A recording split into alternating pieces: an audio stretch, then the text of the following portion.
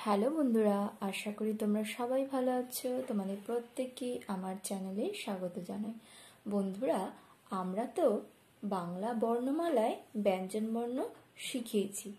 এবারে আমাদের অবশ্যই ভালো করে অভ্যাস করতে হবে কিভাবে এই ব্যঞ্জনবর্ণগুলি লিখতে হয়। তো বন্ধুরা, এখানে একটি খুব সহজ উপায় দেওয়া হয়েছে, তা হলো বিন্দুগুলোকে নির্দেশ মতো জুড়ে বর্ণগুলি লেখা। তো এটি খুবই সহজ বন্ধুরা, আর আমরা এই লেখার মাধ্যমে বুঝতে পারবো যে কোন দিকে কিভাবে হাত ঘোরালে আমরা বর্ণটি লিখতে পারি। তো বন্ধুরা, এসো, অনেকগুলি বর্ণ দেওয়া আছে, তো আমরা শুরু করে দিই লেখা, যে কিভাবে বিন্দুগুলোকে জুড়তে হবে আর এক একটি বর্ণ সুন্দর করে লিখতে হবে।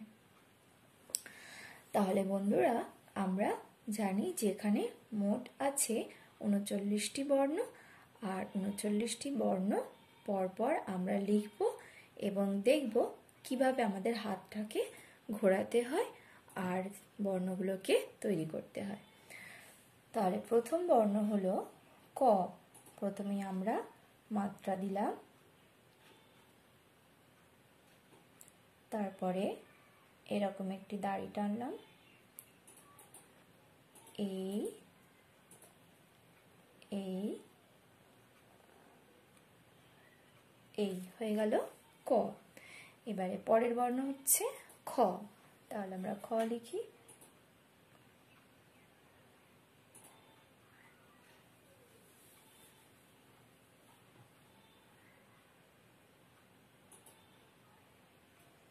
ক্ষয় আছে অর্ধমাত্রা।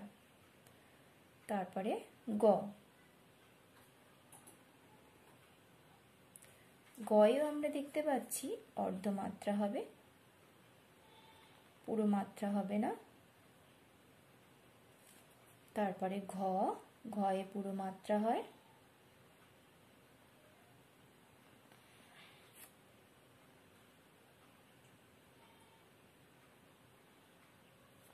তারপরে ও।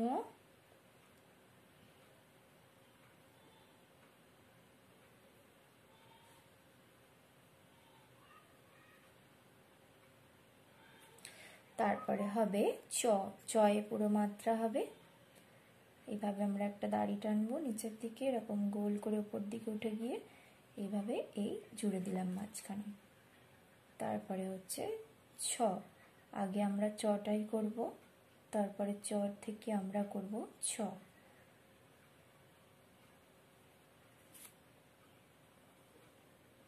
ছ। তারপরে বর্গীর জতে পুরো মাত্রা হবে।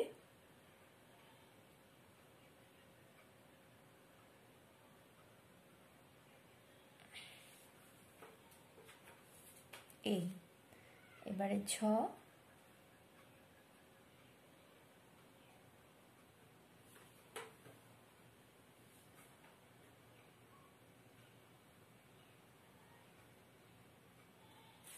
তারপরে ইয়।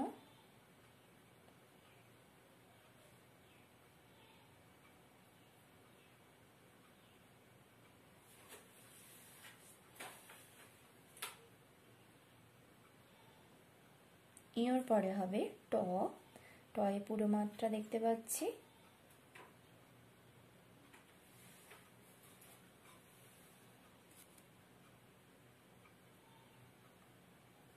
তারপরে হবে ঠ। ঠয়েও পুরো মাত্রা।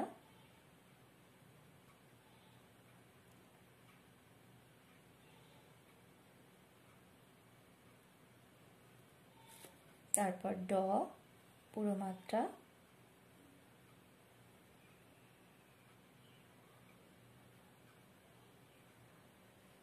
তারপরে ঢ পুরো মাত্রা।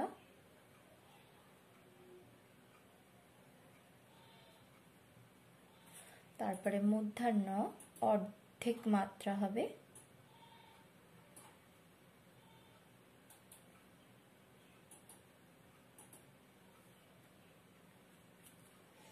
তারপরে ত পুরো মাত্রা দেব তয়ে।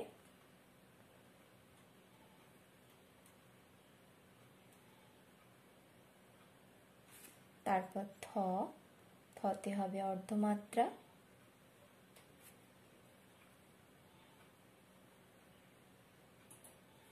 তারপর হবে দ, দয়ে পুরো মাত্রা, তারপরে ধ, ধয়েও হবে অর্ধমাত্রা,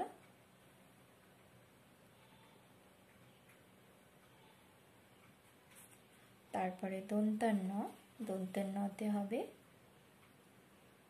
পুরো মাত্রা, মধ্যাহ্নতে যেরকম অর্ধেক মাত্রা হয় দন্তান্নয়ে পুরো মাত্রা হয়। তারপরে হচ্ছে প, দন্তান্নয়ের পরে অর্ধমাত্রা, ফ, ফয়ে পুরো মাত্রা হবে,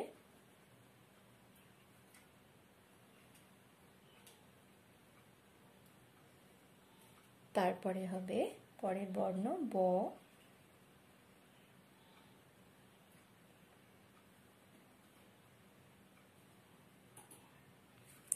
তারপরে ভ,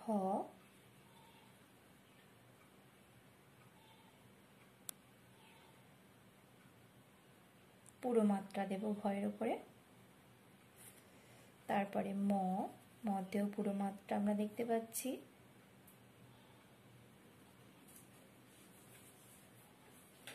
ময়ের পরে বর্ণ হলো অন্তস্থ জ, পুরো মাত্রা দিলাম,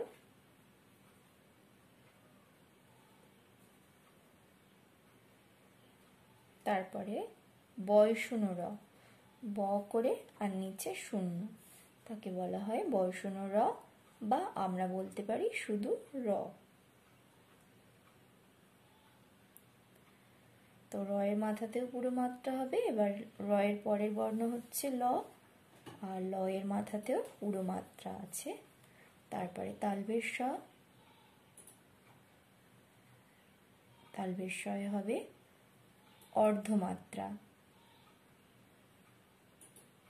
তারপরে হচ্ছে পেট কাটা মূর্ধন্য স, পুরো মাত্রা দিলাম, ঠিক অন্তস্থ যেমন হয় সেরকম করব, আর পেটটা কেটে দেব, তাহলে হয়ে যাবে পেট কাটা মূর্ধন্য স।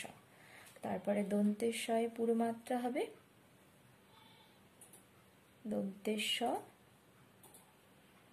তারপরে বর্ণ হচ্ছে হ, হয়েও পুরো মাত্রা, তারপরে হচ্ছে ডয়শূন্য র, ডয়শূন্য রয়েও পুরো মাত্রা হবে,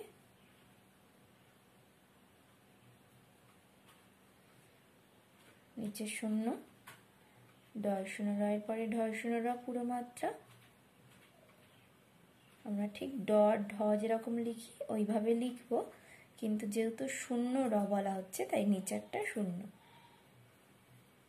আর ঠিক রয়ের মতনই উচ্চারণ হবে, ডয়শূন্য র, ঢয়শূন্য র, বয়শূন্য র, সবই র, কিন্তু উচ্চারণটা হচ্ছে আলাদা।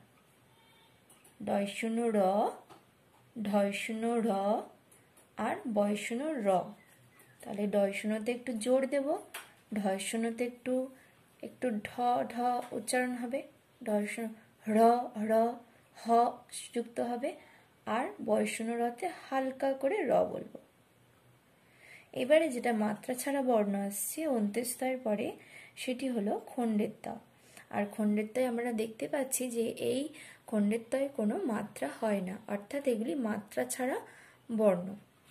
তারপরে খণ্ডের তয়ের পরে হচ্ছে অনুস্বর, আর ঠিক অনুস্বরেও আমরা দেখতে পাচ্ছি কোনো মাত্রা নেই, মাত্রা ছাড়া বর্ণ। অনুস্বরের পরে আছে বিসর্গ, তাতেও মাত্রা নেই, আর তারপরে চন্দ্রবিন্দু, চন্দ্র আর তার মাথায় বিন্দু, তাহলে হয়ে গেল চন্দ্রবিন্দু। তো বন্ধুরা, আমরা আজকে শিখলাম কিভাবে আমরা ব্যঞ্জনবর্ণ ক থেকে চন্দ্রবিন্দু সহজে শিখতে পারি বিন্দু জুড়ে। তো এখানে প্রত্যেকটি বর্ণ আমরা বিন্দু জুড়ে লেখার চেষ্টা করেছি। আশা করছি তোমরা শিখতে পারলে যে কিভাবে আমরা হাতটাকে ঘুরিয়ে প্রত্যেকটি বর্ণ কিভাবে কোন দিক থেকে ঘুরিয়ে লিখব।